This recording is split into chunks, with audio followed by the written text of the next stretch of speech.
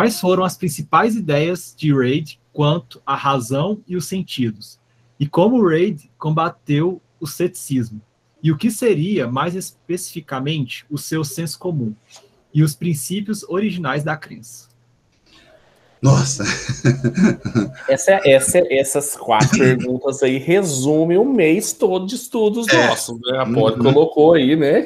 Tudo junto. A Polly, aqui a cara angelical da Polly, assim. Eu tô vendo, não. Fez uma pergunta simples, né? Ela falou assim, uai, gente, eu fiz uma pergunta, né, Polly? Assim, já que vocês estão chamando alguém que lê um pouco de Reid, né? Então, deixa eu perguntar para ele. Olha, eu deveria convidar aí o Nicolas Woltstoff, né, a Rebeca, né, que certamente saberiam, né, o Nichols, né, que saberiam responder tudo isso.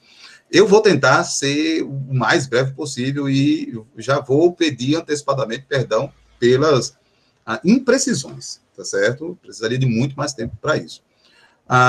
Veja, como eu disse, Reid é um empirista.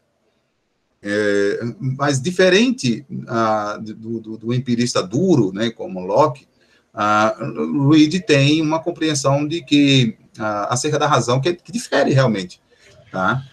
Eu tenho algumas dificuldades com ele, mas em geral nós podemos dizer assim: quanto aos sentidos, para Thomas Reid, os sentidos são meios, né, de contato com o mundo externo, tá certo? Há um mundo externo, diferente das visões anteriores, em que se eu pegasse uma esfera, ele usa esse exemplo, né? Se eu pegasse uma esfera, levantasse, verificasse essa esfera, para os anteriores, não era um contato, era uma sensação provocada na minha mente que gerava uma ideia, né? Reid está dizendo, não, isso é um contato com o mundo.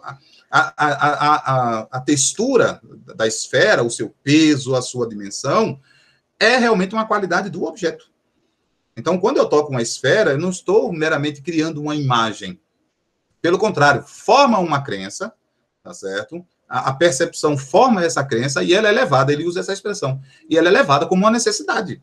Então, se eu vejo um objeto azul, eu sou levado à necessidade de que a crença formada é tal objeto é azul.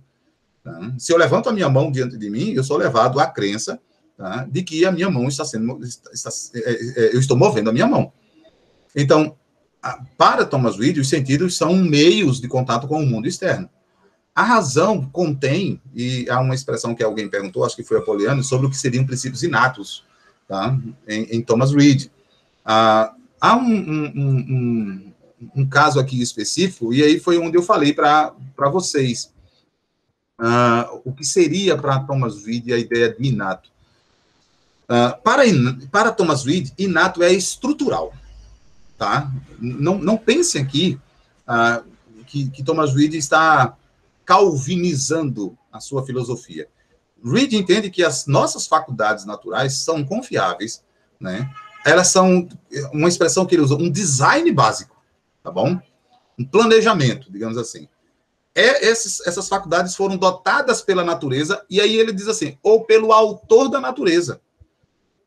E essas faculdades alcançam o seu propósito, que é produzir crenças verdadeiras. Então, para Reid é isso.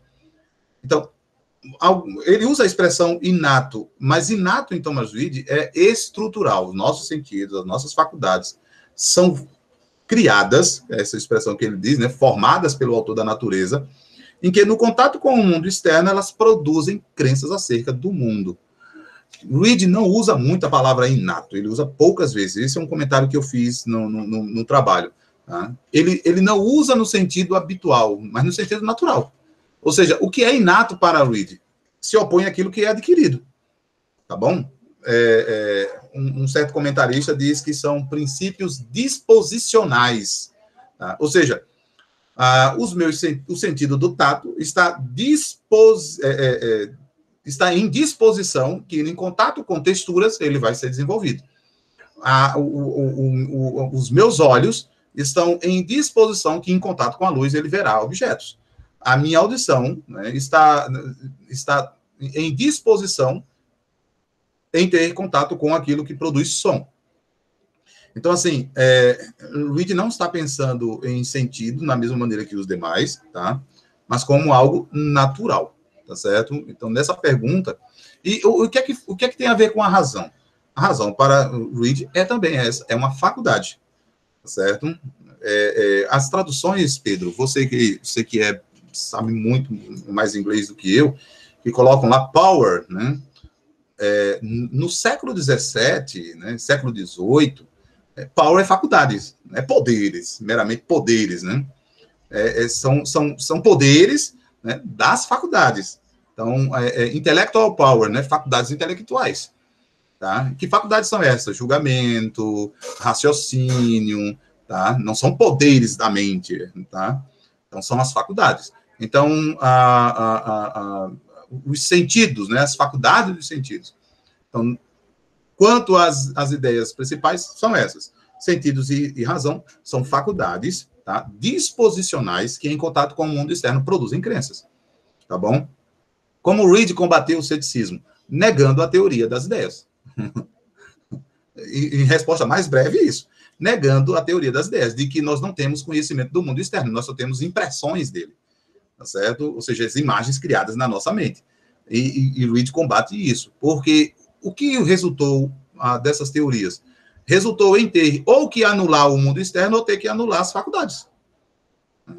Anulando as faculdades como Descartes, como Locke, como Hume, ou anulando o mundo externo como Berkeley. Então, Reid diz assim, olha, se isso for levado ao extremo, então, né, não resta nenhum conhecimento. Então, qual é a maneira de combater? Eu gosto do que Reid escreve, porque ele é irônico também. Né? Ele tem um humor fino em combater essa espécie de ceticismo. Uma das citações que eu mais gosto dele é essa aqui. Quer ver? Deixa eu ver. A página. Eu sei que o tempo está já chegando, diz assim. Calma aí, segurem aí, tá bom? Eu sempre faltariam qualidades secundárias no corpo. Tem tanta anotação que eu tenho que colocar aqui os marca-textos, né? Mas eu vou antecipando aqui enquanto eu procuro.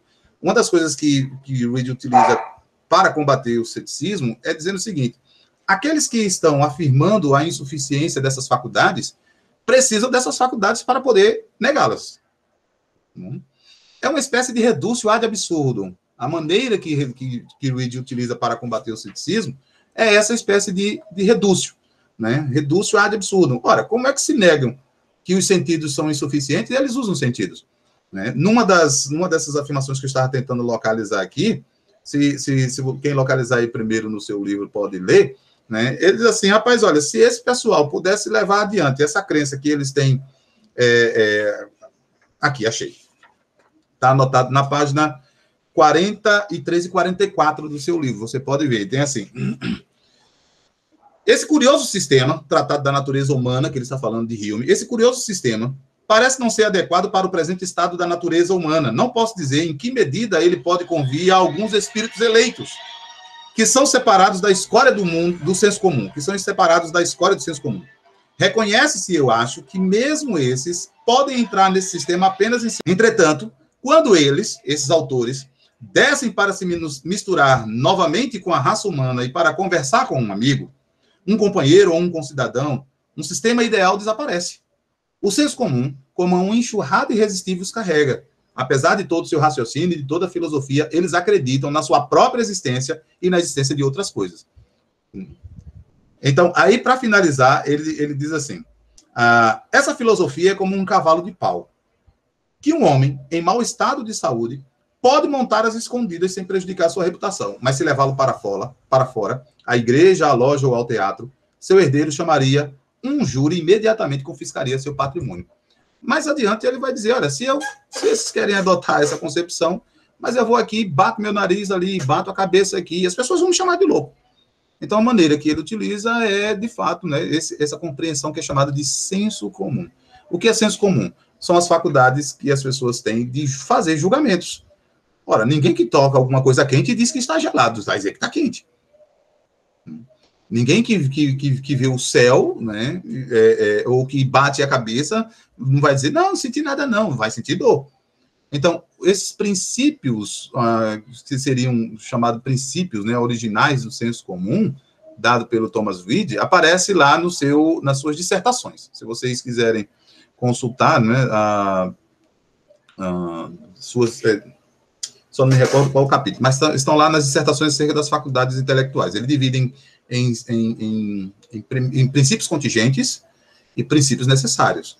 Princípios da matemática, autoevidentes, tá? Seriam considerados princípios de senso comum. O fato de que os sentidos estão funcionando, tá? O fato de que eu estou pensando, seriam considerados esses princípios, as crenças originais, digamos assim. Tá bom?